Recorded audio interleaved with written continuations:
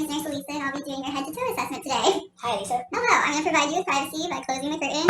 I wash my hands, put on my gloves. Can you please confirm your name and date of birth for me? Yes. Ignacio Villegas, March 24, 1987. Perfect, you're exactly who I thought you were. Do you know where you're at right now? Doctor's office. Yes. Do you know what day it is? That's okay. 4/19/2020. Good. So LSE times 3, mood is pleasant and cooperative. Alright, I'm going to start with your scalp. But first of all, do you have any allergies? No. And are you taking any medication? No. Okay, awesome. Yeah, I'm going to start with your scalp. I'm all gloved up. So I'm going to palpate you. Head is symmetrical, no lesions or bumps present. Hair is evenly distributed. Assess your skin. Skin color is appropriate for ethnicity. Skin is warm and dry. Also, I'm going to test your hearing. I'm going to make a rubbing sound. Just raise your hand with whichever ear you hear on. Good. Cranial nerve number 8 intact. Next, I'm going to plug this nostril. Go ahead and blow out. And this nostril. No obvious airway obstruction. You smile for me. Teeth are intact. Go ahead and stick out your tongue. No signs of dehydration or mucosa is moist and pink. Okay. Go ahead and look straight for me, and I'm going to use my light pen to check your pupils. So straight. And this is after I've already done the lights. Good. And then follow my finger.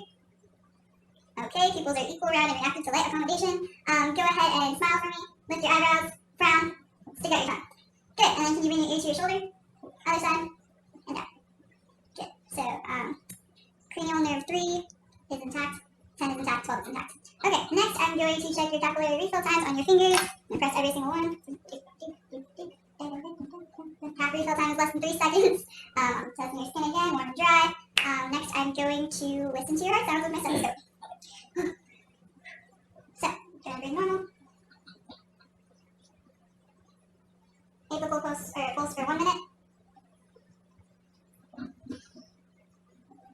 Good. Heart sounds are strong. No signs of murmurs or arrhythmia. Next, I'm going to listen to your lung sounds. So go ahead and breathe in and out every time my stethoscope touches you. Breathe in. Again. Speed it up. Just pretend that you're breathing a lot. Okay, and then I'm going to do it to your backside. Let's do.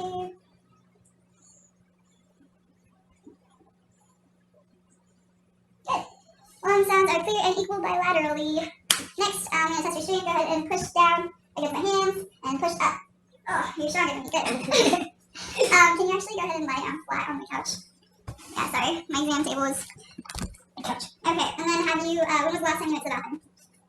Is it okay if I press down in your mouth? Yeah, you'll be fine. Okay, just looking at the abdomen, it's flat. Next, I'm going to listen to your bowel sounds.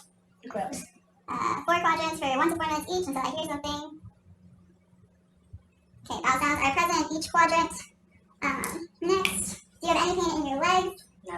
Okay, so go ahead and push down your hands like you're pressing on a gas pedal, and then push up towards your nose. Okay, negative home sign. Next, I'm going to check all your pulses. Since I touched your feet, I'll change my gloves, but I'm going to check your carotid. Pulse is strong bilaterally, radial, brachial, femoral, and pedal pulses. All pulses are strong and clear bilaterally. Okay, and then if you could get up and just walk to the end of the room and come back for me, I greatly appreciate it. Good, and come on back. Gait is strong and steady. Okay, alright, so that's your head-to-toe assessment. Next, if you want to go ahead and take a seat in my office, we're going to discuss your lab values. Also, I'm going to do your vital signs. Next, we're going to do vital signs. I'm going to take your pulse for 1 minute and count your respirations. Okay, good. And then I would take a temperature with my thermometer orally. Go ahead, I would make sure it's sterile. Go ahead, open your mouth and stick it in your tongue. Stick through. It would go beep, beep, beep. I would read it. And then I would take his blood pressure by putting a cuff on. But I don't have a cuff, so moving on. Are you currently taking any medications? This includes any over-the-counter, such as creams, inhalers, anything at all? No, I'm not taking any medications at all. Okay. Okay, so I want to go over your vital signs and your lab values with you. Temperature was 97.9 degrees Fahrenheit, respirations 15 per minute, heart rate 60 BPM, and blood pressure was 128/82. That blood pressure does classify you as pre-hypertensive, so we'll talk about that later.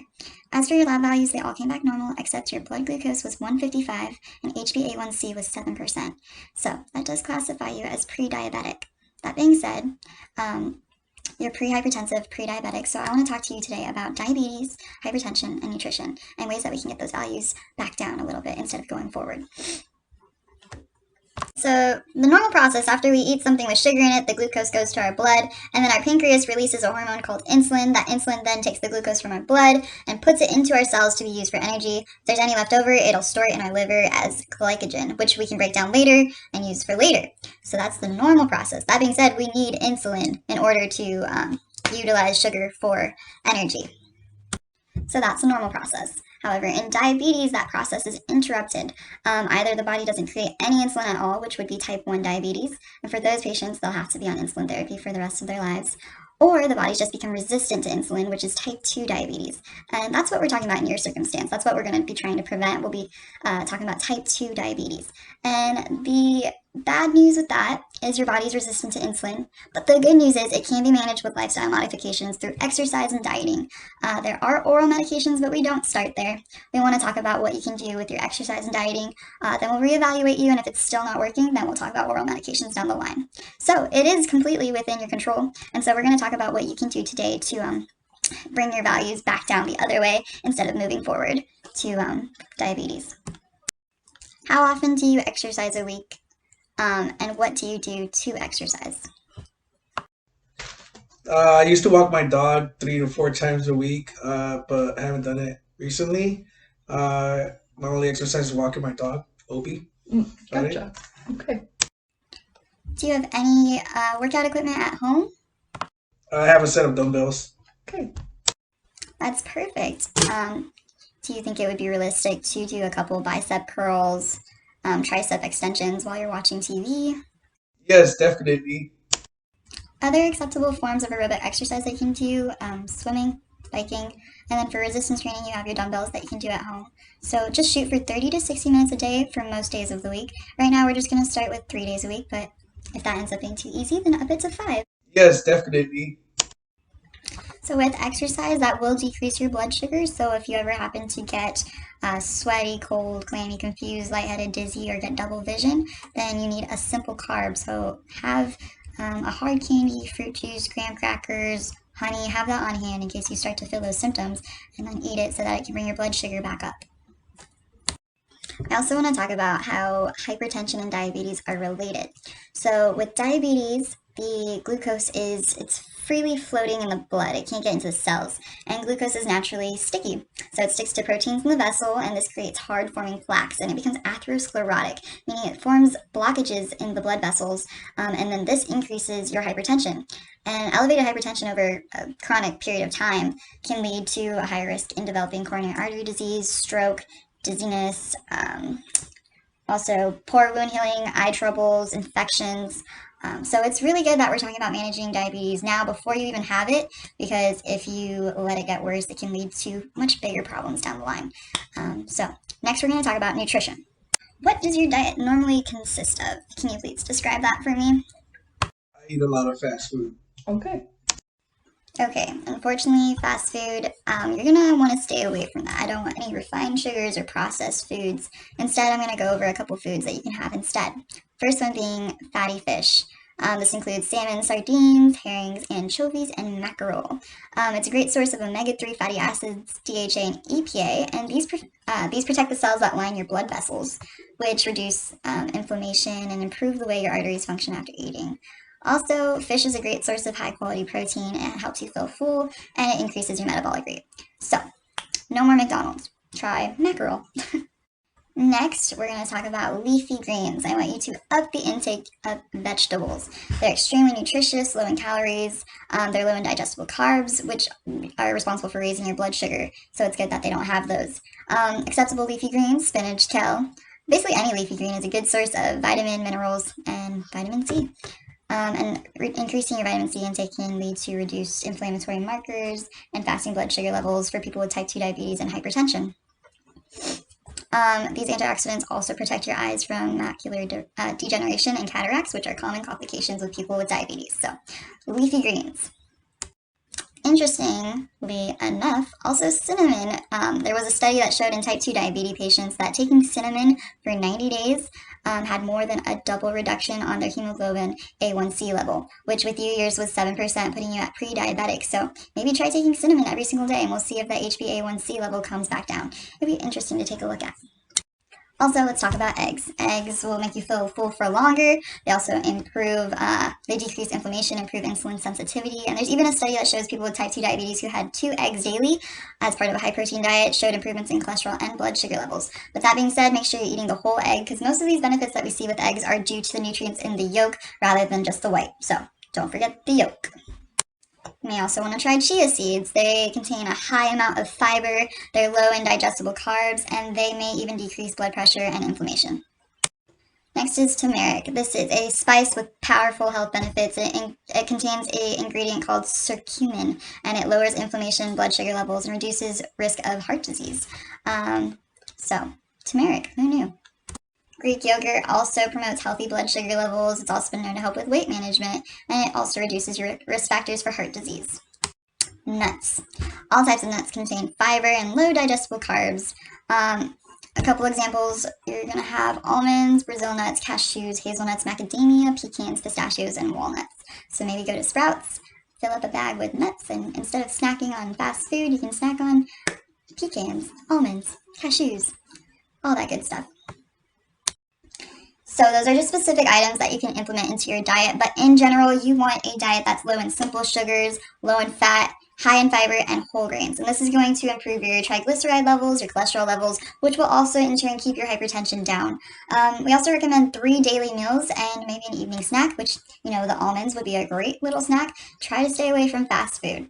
Try to stay away from soda. Instead of soda, I want you to drink water. The thing with high blood sugar is it actually takes the water out of your cells. The glucose does. So you're going to be dehydrated. So you want to replace that water that the glucose is taking out of the cells. So with that, you're going to want to drink at least 6 cups of water a day.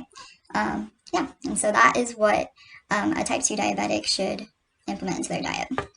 I also want to talk about the signs and symptoms of hyperglycemia versus hypoglycemia. So hyper is when your blood sugar is elevated.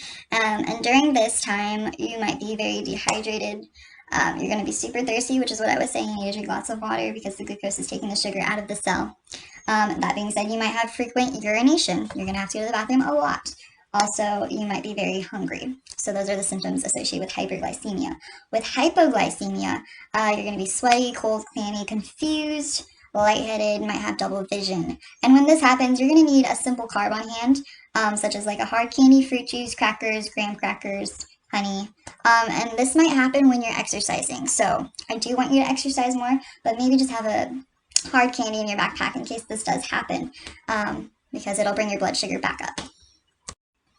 Do you like any of the foods I mentioned? Do you think it's realistic that you can eat these foods maybe instead of fast food?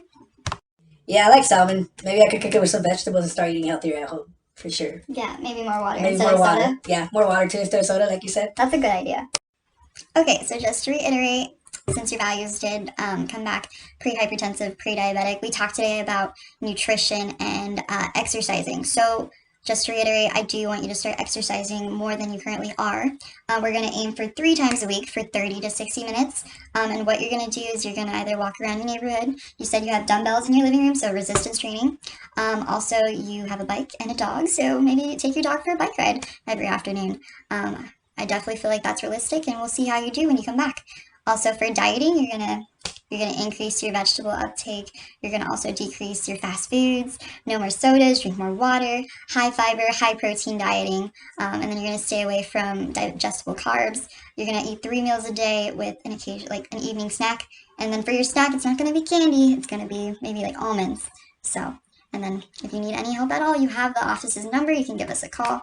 And we can definitely help you out. I also have a couple brochures and website sources that I'm going to give you here today that you can look up. And yeah, do you feel confident that you can implement these lifestyle changes into your life at this moment? Yeah, I'm getting excited to exercise more and eat healthier. Yeah, because it will benefit you in the future. So, For sure, yeah.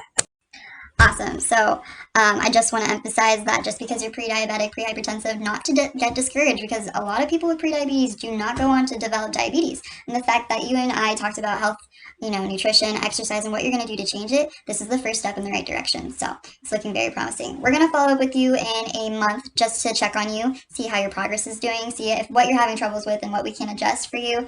Also, we're going to retest your blood pressure and HbA1c levels, just make sure that they're improving and not getting worse.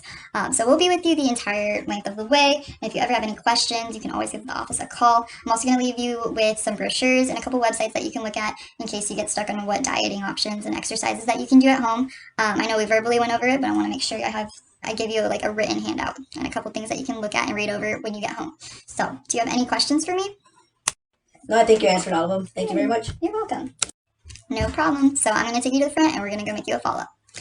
It was great working with you and I hope you have a nice day.